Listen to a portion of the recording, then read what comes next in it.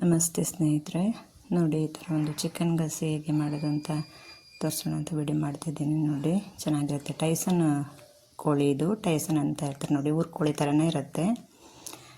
ಈ ಥರ ನೋಡಿ ಸ್ವಲ್ಪ 100 ಗ್ರಾಮ್ ಆಗೋಷ್ಟು, ಸ್ವಲ್ಪ ಕಮ್ಮಿ ಇರುತ್ತೆ, ಒಂದು 50 ಇರ್ಬೋದು ಲೆಕ್ಕ ಮಾಡಿ. 50 ಒಣಮೆಣಸು, ಒಂದು 2-2.5 ಟೀ ಸ್ಪೂನ್ ಕಾಳು ಮೆಣಸು, 1 ಟೀ ಸ್ಪೂನ್ ಜೀರಿಗೆ, 1 ಟೀ ಸ್ಪೂನು ಅರಿಶಿನ, ಹಾಗೆ ಬೆಳ್ಳುಳ್ಳಿ, ಕೊತ್ತಂಬರಿ ಒಂದು 3 ಟೀ ಸ್ಪೂನ್ ಹಾಕಿದ್ದೀನಿ. ಒಂದು ಅರ್ಧ ಟೀ ಸ್ಪೂನ್ಗೂ ಚೂರು ಕಮ್ಮಿ ಮೆಂತ್ಯ. ಇದು ಜಜ್ಜಿ ಹಾಕೋಕ್ಕೆ ಶುಂಠಿ ಬೆಳ್ಳುಳ್ಳಿ, ಹಸಿಮೆಣಸು ಒಂದು 8-10, ಒಂದು 5-6 ದೊಡ್ಡ ಈರುಳ್ಳಿ, ಒಂದು 1.5 ಆಗುವಷ್ಟು ಕಾಯಿ ಹಾಕಿದ್ದೀನಿ. 4 kg ಮಾಂಸಕ್ಕೆ ಹಾಕ್ತಾ ಇರೋದು ನಾನು. ಇವಾಗ ಕಾಯಿನ ಸ್ವಲ್ಪ ಫಸ್ಟೇ ಹುರಿದು ಸೈಡಲ್ಲಿ ಇಡಬೇಕು. ಹುರಿದು ಇಟ್ಟರೆ ತಣ್ಣಗೆ ಹಾಕಬೇಕು, ಆಮೇಲೆ ರುಬ್ಬೋದು.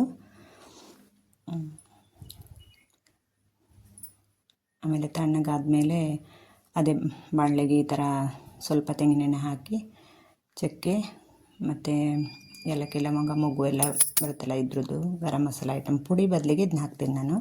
ಇದು ಸ್ವಲ್ಪ ಚೆನ್ನಾಗಾಗುತ್ತೆ. ಎಲೆ ಎಲ್ಲ ಹಾಕಿದ್ದೀನಿ. ಈ ಥರ ಆದಮೇಲೆ ಸ್ವಲ್ಪ ಈ ದೊಡ್ಡ ಜೀರಿಗೆ ಮತ್ತು ಗಸಗಸೆನ ಸ್ವಲ್ಪ ಹಾಕೊಳ್ಳೋದು. ಎಂಡಲ್ಲಿ ಆಫ್ ಮಾಡಿಬಿಟ್ರೆ ಸಾಕಾಗುತ್ತೆ, ಇದು ಸ್ವಲ್ಪ ಫ್ರೈ ಆದರೆ ಸಾಕು. ಹೀಗೆ ಮಾಡಿ ಇದನ್ನು ರುಬ್ಬೋಕ್ಕೆ ಹಾಕ್ಕೊಳ್ಳಿ, ಚೆನ್ನಾಗಿರುತ್ತೆ. ಗರಂ ಮಸಾಲೆ ಪುಡಿ ಬದಲು ಇದನ್ನ ಹಾಕೋದು ಅಷ್ಟೇ.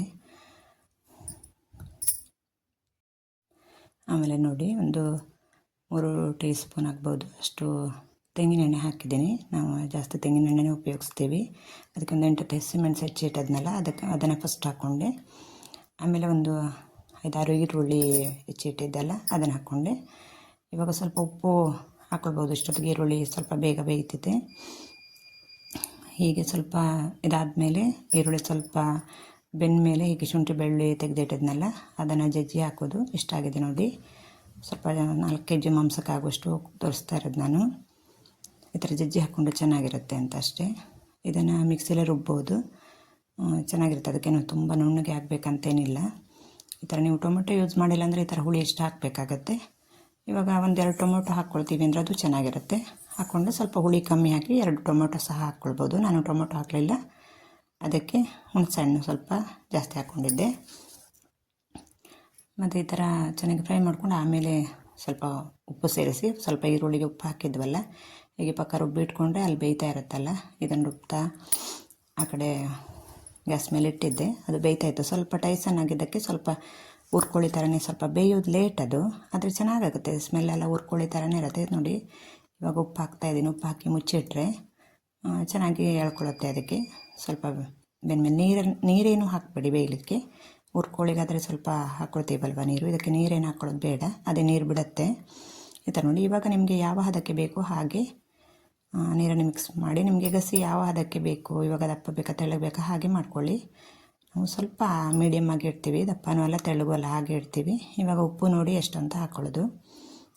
ಹೀಗೆ ಮುಚ್ಚಿ ಇಟ್ಟರೆ ಸ್ವಲ್ಪ ಒಂದು 20 ನಿಮಿಷ ಕುದಿಸ್ಬೇಕಾಗತ್ತೆ. ಇದು ಎಲ್ಲ ಮಸಾಲೆಗಳನ್ನು ಹುರಿದಿದ್ದೆ. ಇವಾಗ ಮೆಣಸು ಎಲ್ಲ ಫಸ್ಟೇ ಹುರಿದಿದ್ದೆ ನಾನು ಹಾಕಿದ್ದು, ಹಾಗಾಗಿ ಹುರಿದು ತೋರಿಸಲಿಲ್ಲ. ಆದ್ರೂ ಸ್ವಲ್ಪ ಒಂದು 20 ನಿಮಿಷ ಹೀಗೆ ಕುದಿಸ್ಬೇಕಾಗತ್ತೆ. ಹೀಗೆ ನೋಡಿ. ಚೆನ್ನಾಗಿದ್ದರೆ ಒಂದು ಕಮೆಂಟ್ ಮಾಡಿ ತಿಳಿಸಿ. ಸಬ್ಸ್ಕ್ರೈಬ್ ಮಾಡ್ಕೊಳ್ಳದೆ ನೋಡ್ತಾ ಇದ್ದರೆ ಸಬ್ಸ್ಕ್ರೈಬ್ ಮಾಡ್ಕೊಂಡು ನೋಡಿ. ಇಷ್ಟ ಆದರೆ ಲೈಕ್ ಮಾಡಿ. ಧನ್ಯವಾದಗಳು ಇಷ್ಟೊತ್ತು ವಿಡಿಯೋ ನೋಡಿದ್ದಕ್ಕೆ. Thank you.